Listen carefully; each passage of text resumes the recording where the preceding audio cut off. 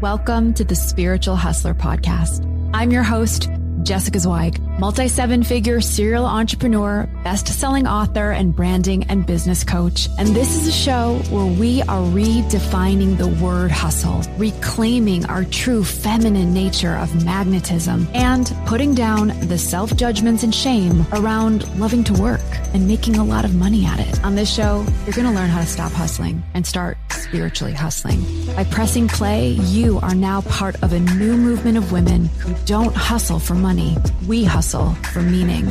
We don't hustle from lack.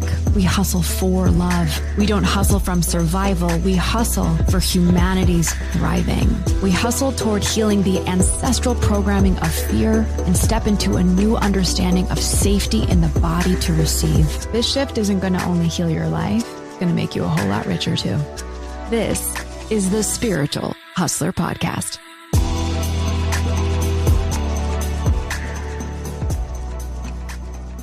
Well, hello, my beautiful spiritual hustlers, and welcome back to the podcast. As always, I'm your host, Jess, and I'm so happy you're here. Thank you so much for always spending your weeks with me. You guys, I'm so honored and I'm so grateful for this community. It has become so strong, and it is felt in the ether, in my heart, in my consciousness, in my field all the time. And I really hope that you're joining me at the Feminine Wealth Ignite, because this is honestly the chance that I get to be with you guys live. You know, like I'm not behind a screen on Instagram. I'm not behind a, microphone when I am on the show. I get to literally be in community with you guys. So it's happening next week, February 10th, 11th, and 12th, 3 full days of horse medicine activation. Thousands and thousands of women have registered. It's totally free. If you know anything about my live events, they're not your typical events. They break through the screen and your office and your home and your building and your city, and we become this force field of feminine power connected in the ether. It is no joke. And if you have not been, giddy up. If you have been, you know. So I'm going to leave the link for the Feminine Wealth Ignite. It's Tuesday, Wednesday, Thursday, next week, February 10th, 11th, and 12th. On day 1, we're talking about identity. Day 2 is all things horse-powered business. Day 3 is how to partner with the unseen.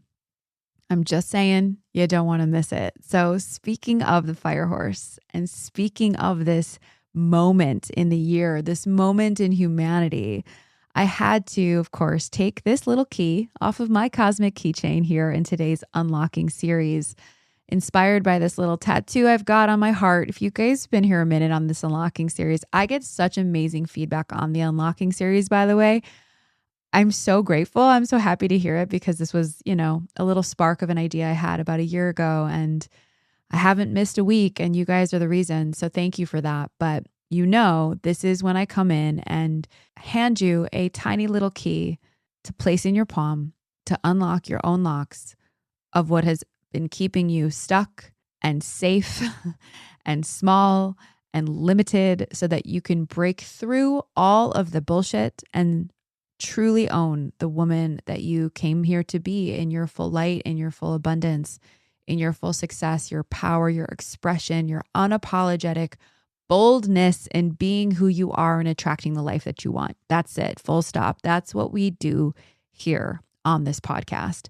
So excited about this year. The reason why I'm hosting a freaking 3-day live masterclass for almost 10,000 women across the world is because this moment matters.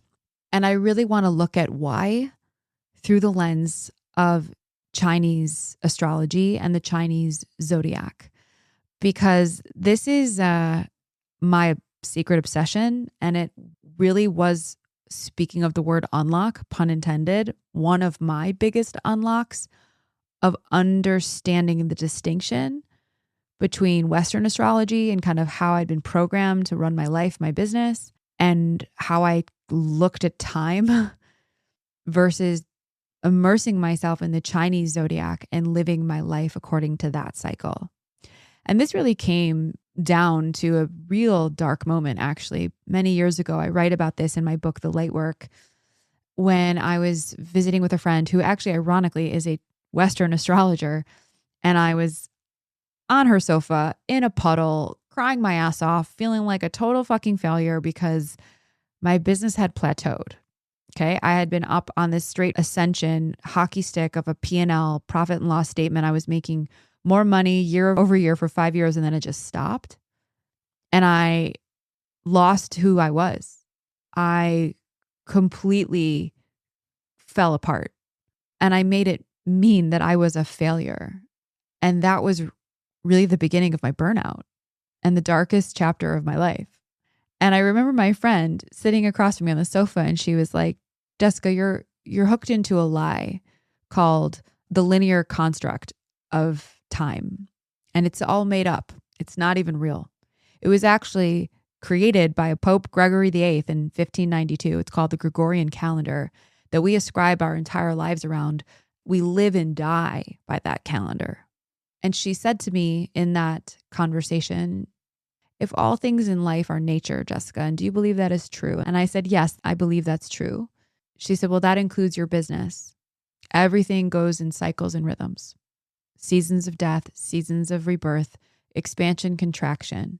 And it was from that moment forward that I started to really question my own programming and to unlock my own locks. And it really shifted the trajectory of my entire business, career, abundance, nervous system, life. And so I'm giving you a very important key today. And I hope that you really take it and you start to turn it into your lock. So let's get into astrology, Chinese Zodiac. I'm not even really going to call this like Astrology 101. This is really about how the ancients kept time and how they applied that wisdom to the way that they led. Because most female leaders have never really been taught how time actually works.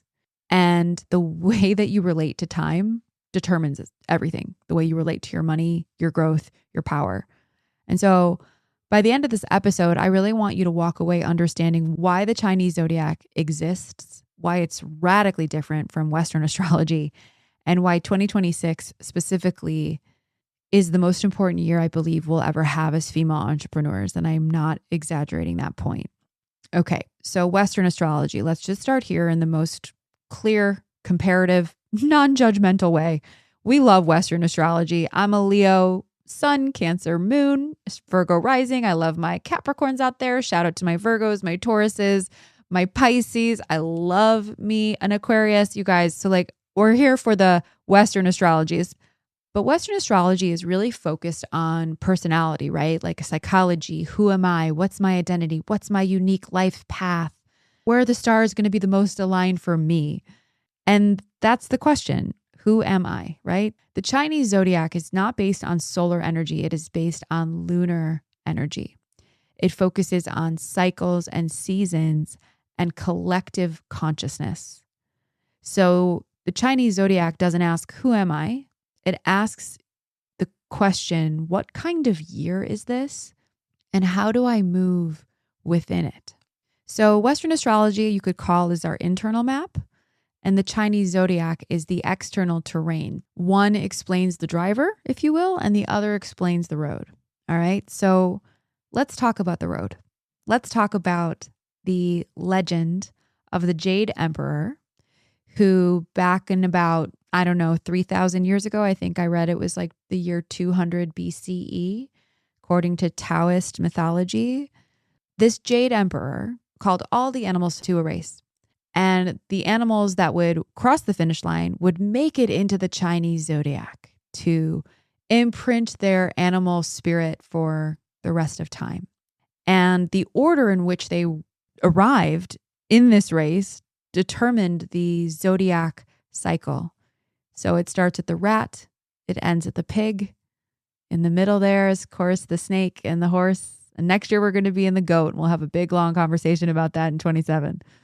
But each animal represents a frequency, a medicine, a strategy for life, for growth, for leadership, for soul connection. These animals are not cute little mascots. They're archetypal intelligence patterns that really have so much to teach us. And every year is asking us to work with that animal's energy. So last year was the year of the snake, which was like, as we all know, a pretty wild fucking year where we did a lot of shedding and rebirth. The year before that was the year of the dragon, which was really around establishing authority and having a vision for where you were going. And the snake came in right after that and had to shed everything that was standing in the way of that. And now here we are in the year of the horse, which is inviting us to finally run with it. Now that we've cleared the path, now that we've set the vision, now that we've cleared the path, it's time to run free. Now, on top of these animals, every 2 years, we get a different element. So each zodiac sign, each animal is paired with a unique element, and that element sticks around for 2 years. So we're just coming out of the wood element. So it was the year of the wood dragon in 24, the year of the wood snake in 25, and now we are moving into the fire horse, and it will be the fire goat next year, okay? And then it'll move on to earth, and there's metal, and there's water. And each of these 5 elements, of course, you think of wood, you think of growth, you think of sturdiness, you think of creation, right? With fire, it's about life force and courage and destruction and rebirth. Earth is around sustainability and nourishment and integration. Metal represents boundaries and refinement and discernment. And water, as I'm sure you can guess, is around depth and intuition and restoration, right? So each element moves through the different unique energy in tandem with that animal that is really activating and revealing deeper parts of you, deeper parts of your subconscious, deeper parts of the collective. That if we really start to connect the dots and see what we're working with and compare it to what's happening in our realities, let's just say that these ancient Chinese mystics and Taoist mystics were up to something, knew what they were talking about. And on top of the animal, we also have to remember that we move through the energies of yin and yang.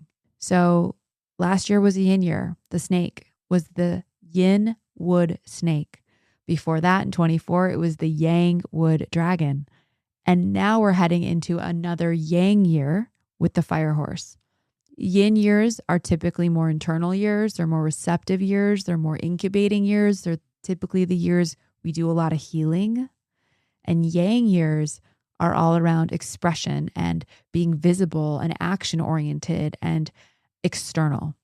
So if you didn't catch that, 2026 is a yang, fire, horse energy. I don't think you can ask for a holy trinity of power and ferocity and energy than what's coming.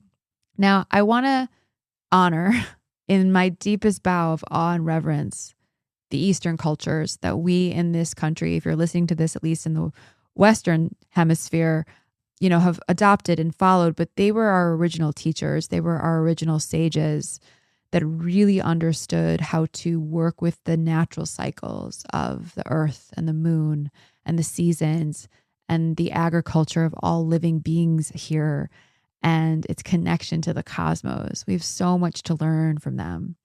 As Western culture really adopted the Gregorian calendar, which is celebrated and known for efficiency and commerce and ultimately control, which is why I always find January 1st to be so counterintuitive.